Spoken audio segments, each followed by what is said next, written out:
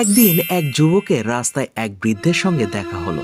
বিনয়ের সঙ্গে সে জানতে চাইল, স্যার আমাকে চিনতে পেরেছেন? বৃদ্ধ শিক্ষক উত্তর দিলেন, না বাবা, আমি তোমাকে চিনতে পারছি না।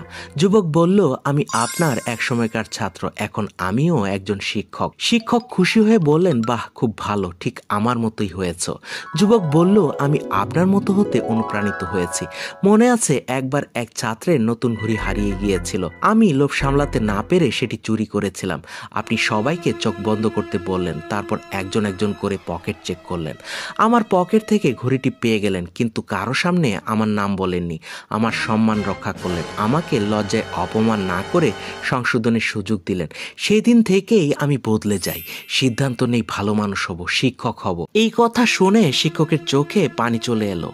মৃদু হেসে বললেন, হ্যাঁ মনে আছে, তবে তোমাকে চিনতে পারিনি, কারণ তখন আমার চোখও বন্ধ ছিল। দীর্ঘশ্বাস ফেলে বললেন, কোনো শিক্ষক কি তার ছাত্রদের চোর হিসেবে দেখতে পারে?